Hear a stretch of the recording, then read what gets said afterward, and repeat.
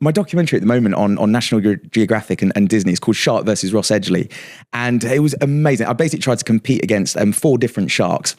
Tried to Polaris out the water like a white shark. We saw this, yes. It was amazing. It was amazing. Yeah. Eat as much as a tiger shark. It was incredible. But there was one thing, there was a scan where they looked at my bone marrow, and this gets really weird. Had an MRI scan, they looked at my bone marrow, and it was essentially almost glowing on the screen. And they said, Ross, we don't want you to panic. I was like, right. And they said, but we only see this sort of glowing bone marrow in 2 types of people, newborn babies and people with cancer. And I was like, oh, right, okay. And they said, now, again, don't panic. But the reason it's happening with you, and we don't know how much is nature versus nurture, but they said essentially what's happening is your bone marrow is so active because it's basically saying we need to repair, regrow, stem cells, just rejuvenate. So it was really weird how on this particular documentary we were looking, and I think they were looking at probably a clue being in the muscle fibers, types of muscle fibers things, but it was actually in the bone marrow. And I think this is purely anecdotal, but my mum, she had 2 hip replacements, and they were like, you're going to be out for months. Yeah, it's a hip replacement. It's pretty serious. She was back like in 2 weeks, just playing tennis. The Zlatan of mothers. Yeah. That's unbelievable. Always running in the family then. Genuine, yeah. And I brought this. Bones be cooking. Just like, unbelievable. Glowing. Let's talk a little bit actually about that. The Ross versus shark. Come away from ritualistic circumcision. Yeah. Let's get on to some serious stuff. So you actually went out to a few places. You had the Bahamas and a few other spots. Were you in Australia? I know that was one. Now you did go and actually see, and this is I was very jealous that you saw a great white. Oh, yeah. In the ocean. Yeah. And with all the other sharks, you weren't really in a cage. At least, no, I don't think you were in a cage. But for the great white, you were in a cage. Would you have done it without a cage? Right. I'm so glad you asked this, because I think when watching the documentary, there's sort of like a backstory that needs to be explained to all of the different sharks. So first of all, when we were diving without a cage, hammerheads, for instance, there was that picture that kind of went like pretty sort of like viral, and everyone was like, oh my God, that looks nuts. And there was a 16-foot hammerhead basically just swimming over the top of me as I'm hitting a double bicep pose. So cold. What a cold moment. But that, I think, what's so interesting is people were like, oh my God, that's unbelievable. Like, you're not scared. But it's understanding the different types of sharks. For instance, if we just said right now, I've just been for a run and a dog was barking at me, was chasing me, you'd go, okay, well, what's a dog? And if I went a poodle, you go, that's very different to a Rottweiler. Yeah. And I think it's exactly the same, that like with a hammerhead, for instance, they have something called the Ampulive Lorenzini, and that basically picks up electrical impulses. How we have our 5 senses, they have a few more, and they're able to pick up these electrical impulses. So right now, if I was a hammerhead and I'm just cruising around, I'll be going, right, okay, what's Chip doing? Okay, what's his heart doing? Is he flinching? Does he look like prey? No, he seems pretty chill. Okay, what's Cal doing? Cal seems pretty, chill. Anybody else over here? Oh, Liam holding the camera. Okay, yeah. He's in trouble. That's breakfast. And it's really interesting that they pick this up. Now, hammerheads, obviously their mouths are kind of under these amazing like shaped heads, and they're scanning the seabed. So they sort of know they could get you, but it would be really awkward. You're not quite on the menu. They know that. They're so intelligent.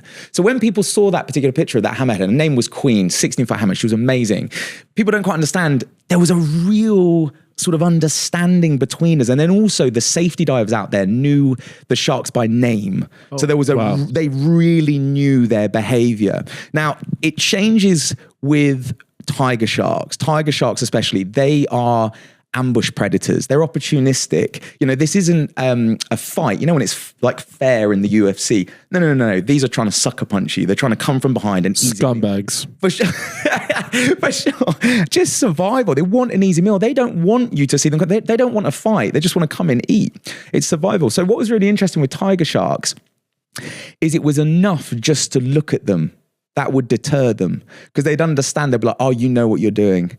You're meant to be down here. So as we're swimming, these tiger sharks were swimming straight up to me, and they were just assessing, almost like a game of chicken.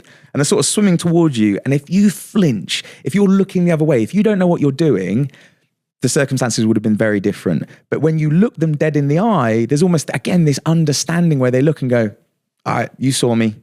I'll get you next time, but you got me this time. And they just sort of swim off. And then it was the same with the white sharks. I mean, you know, sharks, they have survived mass extinctions, 400 million years of evolution. They are unbelievable. And with the white shark, this is what was crazy. With the white sharks out in Australia, again, the ampullae of Lorenzini, they have an amazing sense of smell. So they could smell blood in the water from the bait, various things like that. We were conducting scientific research out there. So they smelt that. But then what was really weird is as they came over, they're sort of smelling this, it's almost like a Sunday roast dinner. They're like, oh my God, it smells amazing. So they're swimming over to the bait. But as soon as they get to the bait, they realize it doesn't have a heartbeat. It's not fresh. You know, it's like a whale liver or something. But they're like, it's not bad, but it's not fresh. So then they turn on ampullae of Lorenzini. So if you're me and I'm the white shark, they go over and go, but this is fresh. And they just were eyeballing and then scanning me. And again, exactly what I said there. It was really interesting because the safety divers went, on my first dive, they said, Ross, you flinched a little. And I went, what do you mean? He goes, the slightest, but they will know that you are nervous. They'll know that you don't know, you know, that you're hesitant as to why you're down there. So what do you want me to do? And they said, not square up to it, but just be like, chill out, you know? Yeah, exactly. Oh, Ross, don't bottle it, mate. Get down there and square up to the world's greatest predator. So this was it. So as the white shark comes over, again, I'm not saying I squared up, but you just sort of look and just go, and what? You know, in reality, it was like, and what? But I was there like, and it was unbelievable how the white shark came over. This huge female just came over and went, oh, we're good. All right. Really? Fair enough. Because there was one clip on there where like the shark like almost tries to bite through the cage. Yeah. Oh, yeah. And that was like pretty super aggressive. It was like... Again, I'm so glad you asked this because with the thing with sharks, obviously they don't have hands. So they're coming over and they're like, well, what is it? Like, you know, I want to know. And their taste buds are in their throat. So this is so often they have to just nibble on something. And that's what would have happened. It would have basically nibbled on this metallic kind of like, going, oh my God, that's disgusting. And it never bit the cage ever again. Right. It was like, oh, that was disgusting. And that's so often what happens as well. I mean, obviously with human and shark conflict, we have a turbulent relationship. But so often with shark attacks, they're basically just kind of like coming up, biting down and going, oh God, oh, you're not on our menu. You're not a seal. Oh, you're not very fatty. Oh God, that was disgusting. The only problem is it's too late. You're probably bleeding out. Yeah. But that's the point that too often people go, oh, they're hunting humans. It's like, no. It's so often mistaken identity, but that's the only way that they can go, oh, woo, you're not on the menu. Yeah, they got to try you out first. Did you ever see that clip in Egypt in Hurghada of the person, I believe it was a Russian person that was out there. And it was something out of a movie. Like it genuinely looked like Jaws. Did we ever get any clarity on that situation? Was that because he got eaten whole, didn't he?